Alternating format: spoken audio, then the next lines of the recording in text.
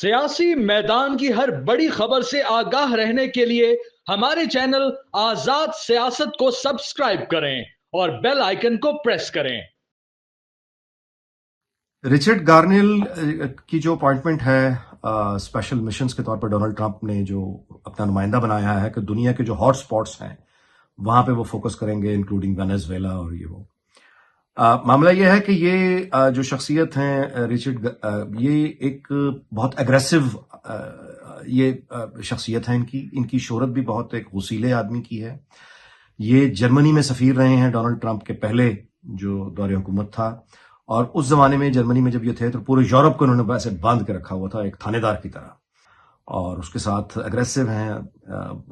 यूं कहिए कि इनका जो ट्वीट है पाकिस्तान के हवाले से, वो 26 नवंबर का एक ट्वीट है जिसमें उन्होंने तशबीह दी थी पीटीआई को, जैसे एक ट्रंप लाइक रेवोल्यूशन जिसको वो कहते हैं कि एक रेड वेव जिस तरह कम्युनिज्म किसी जमाने में होती थी कि कौन कौन से मुल्कों में फैल रही है, तो उस तरह इन्होंने कहा है कि जो पाकिस्तान का ट्रंप है यानी वो जेल में है, और एक वो जो इनकलाबी लहरें उठ रही हैं पाकिस्तान में उसका ताल्लुक उसने बराह रास्त डोनाल्ड ट्रंप की उस इनकलाबी लहर से मिलाया है, और कहा है कि ट्रंप लाइक पॉलिटिशियन, यानी जिस तरह डोनाल्ड ट्रंप उसका बॉस है अमेरिका का सदर, बिल्कुल उसके लीडर की तरह पाकिस्तान में भी एक शख्स है जो जेलों के पीछे है। ये उसने ट्वीट किया है 26 नवंबर को, और उसने कहा है कि दुनिया भर में जो सियासी सजाएं हैं इनके खात्मे का वक्त आ गया है या रोकना होगा।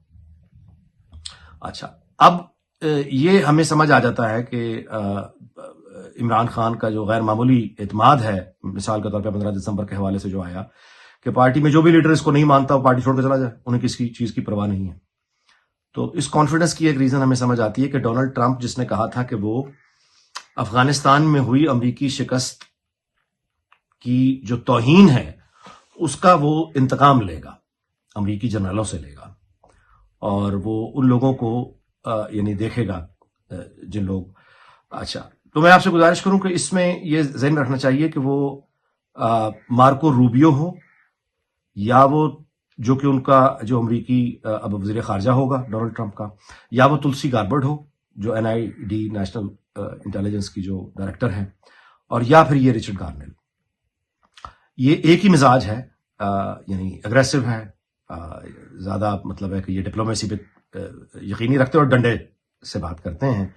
और ये भी आपसे गुजारिश करता चलूं कि लॉरा ट्रंप जो बहू हैं डोनाल्ड ट्रंप की, इनके बारे में बताया जाता है और बहुत असर है डोनाल्ड ट्रंप की शख्सियत का, यानी डोनाल्ड ट्रंप की शख्सियत पे लॉरा ट्रंप का बड़ा इंप्रेशन है। अब ये जो मार्को रूबियो है उसकी जो सीट फ्लोरिडा से खाली हुई है सेनेटर की, अब ये उम्मीदवार है कि ये फ्लोरिडा से सेनेटर हों। इनका ताल्लुक बताया जाता है पीटीआई की लीडरशिप के साथ काफी करीब है। तो ये वो रिफ्लेक्शन है जो हम देख रहे हैं, यानी वहां पे हुई तब्दीलियां जो अमेरिका में आ रही हैं और जो तब्दीली आ चुकी है और जो 20 जनवरी को अमेरिकी इंतजामिया अपना चार्ज लेगी उसके रिफ्लेक्शन जो है वो दुनिया भर में हमें नजर आ रहे हैं। देखते हैं पाकिस्तान में क्या होता है। हनीफ अब्बासी साहब का ये शिकवा करना कि फैसल वावडा को ख्याल करना चाहिए कि वो उस तरह की बातें करता है क्योंकि आखिरकार वो नून लीग के वोटों से मुंतखब हुआ हुआ सेनेटर है, और ये कि वो तो अगर चाय भी पी लें किसी के साथ तो उन्हें उसका ख्याल रहता है। बुनियादी तौर पे उनका इशारा जो है वो इंसानी इक़दार की जानिब, अखलाकी जो आलमी उसूल हैं उस तरफ वो इशारा कर रहे हैं कि आप किसी के साथ बैठ के चाय भी पी लें तो थोड़ा ख्याल करना चाहिए, लिहाज करना चाहिए। तो आप किस तरह की बातें कर रहे हैं? फैसल वावडा से ये शिकवा कर रहे हैं अखलाकी उसूल को बुनियाद बनाते हुए। तो इस अखलाकी असूल का जवाब तो चौधरी फवाद हुसैन ने बेहतरीन अंदाज में दिया है, जिसका लुब्बे-लबाब यह है कि ठीक है, आप ये जो बात कर रहे हैं फैसल वावडा आपके वोटों से मुंतखब हुए, तो ये शिकवा करते वो लोग अच्छे लगते हैं जो अपने वोट लेके मुंतखब हुए होते हैं। आपके तो अपने वोट जिनसे आप मुंतखब होके असम्बली में आए बैठे हैं, उनकी क्या हैसियत है कि आप उसका जोर देकर ये कह रहे हैं कि फैसल वावडा उन वोटों से मुंतखब होकर सेनेटर बना है। ये बिल्कुल सही बात है, क्योंकि अखलाकी असूल अब कोई ऐसा रह नहीं गया जो हनीफ अब्बासी साहब क्लेम कर सकें या उनकी क़यादत क्लेम कर सके। अखलाकी बुनियादों को तो पामाल करके ये देखिए, बात यह कि जब आप नौकरी करते हैं और इन शराइत पर करते हैं जिन शराइत पर इन्होंने कबूल की है, और मामला यह है कि एक दूसरा यानी आपका फरीक, आपका पार्टनर जिसको आप कहते हैं, वो आपके लिए आपको इलेक्शन भी जीत के दे, वो आपके सियासी दुश्मनों को भी जेलों में डाल दे, टीवी स्क्रीनों से गायब कर दे, आपको मतलब गलियां आपके लिए सूनी कर दे कि आप मतलब घूमते फिरें, उसके बावजूद انتہائی محنت کرنے کے بعد آپ کو ووٹ دلوائے جائیں اور کسی طریقے سے وہ چیزیں آپ کے حوالے کر دی جائیں جو آپ جس کا حقدار آپ نہیں ہیں.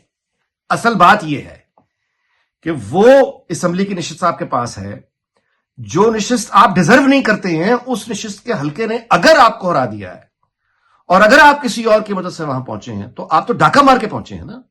آپ کے پاس تو اخلاقی اصول کوئی نہیں رہ گیا. تو جب اخلاقی اصول ہی کوئی نہیں ہے، آگے آپ دوسرے کو اخلاقی اصول دے کر کیسے شرم دلا سکتے ہیں؟ وہ تو اپنی طرف وہی جواب ملے گا جو چودھری فواد حسین نے دیا. تو یہ بات بالکل ارریلیونٹ ہے جو حنیف عباسی صاحب نے کی ہے کہ فیصل وابڈا کو یہ خیال کرنا چاہیے یا وہ خیال کرنا چاہیے. وہ آپ سے نہیں پوچھے گا. ٹھیک ہے، اس کے اپنے خیالات ہیں، وہ بھی اس طرح سے پھر یعنی جتنا اخلاق آپ میں ہے پھر اتنا ہی اخلاق اس میں بھی ہے. علی محمد خان نے یہ کہا ہے کہ اگر عمران خان سے مذاکرات ہوتے ہیں تو وہ سوشل میڈیا پہ جو اینٹی اسٹیبلشمنٹ کمپین ہے وہ رک سکتی ہے یا اس میں کمی آ سکتی ہے. یہ ہو سکتا ہے اگر معاملات. دیکھیے صرف سوشل میڈیا نہیں،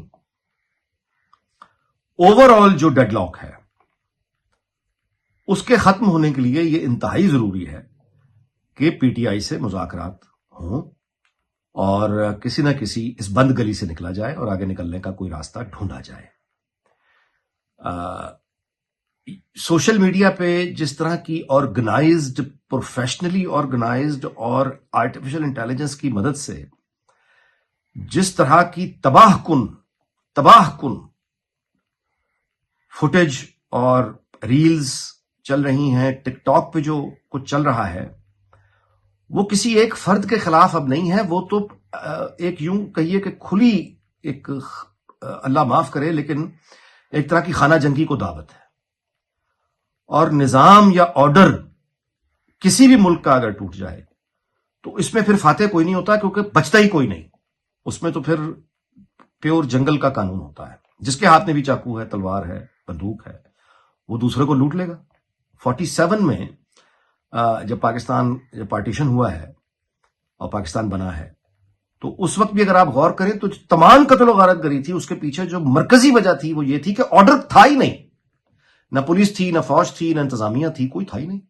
تو لوگ بالکل آزاد تھے سب کچھ کرنے کے لیے. تو پھر کیا ہوا اس کے زمانے میں؟ آج دیکھ لیجئے، یعنی اس وقت لوگوں کے پاس چاقو چھریاں تھیں، آج تو اسلحہ کو شمار ہی نہیں ہے کتنا ہے. تو وہ تمام لوگ جو سول وار کو دعوت دے رہے ہیں یا اس طرح کی سوشل میڈیا پہ کمپین چلا کے جو لوگ بالکل ہی بغاوت کی یہ تبلیغ کر رہے ہیں یا کہہ رہے ہیں لوگوں کو توڑ دو، ان کو اندازہ نہیں ہے کہ وہ شاخ پہ بیٹھے ہوئے ہیں، وہ اسی شاخ کو کاٹ رہے ہیں. کیونکہ خدا نہ خواستہ اللہ نہ کرے کہ جس ملک میں بھی یہ ہو جائے تو پھر وہاں بچتا کوئی نہیں ہے. تو چونکہ اس وقت بہت ایک بھیانک ڈیڈ لاک میں پھنسے ہوئے ہیں اور چونکہ کسی بھی فرد کی ذاتی انا ملک سے بڑی نہیں ہوتی، قوم سے بڑی نہیں ہوتی، بلکہ کوئی بھی فرد قوم یا ملک سے یا ادارے سے بڑا نہیں ہوتا. پارلیمنٹ ایک ادارہ ہے، جوڈیشری ایک ادارہ ہے، کسٹمز، پولیس، فوج، یہ سب ادارے ہیں نا. لوگ آتے ہیں جاتے ہیں، حکومتوں میں بھی لوگ آتے ہیں جاتے ہیں، لیکن جو پرماننٹ ادارے ہوتے ہیں ان کے خلاف اگر اس طرح کی ایک فساد کی لہر اٹھ جائے تو یہ کبھی بھی خیر کی خبر نہیں ہوتی. لہٰذا یہ اچھی بات ہے کہ مذاکرات ہوں، بند گلی سے نکلیں اور سوشل میڈیا پہ یہ اداروں کے خلاف اور ملک کے خلاف جس طرح کی کمپین ہے اس کا خاتمہ ہو.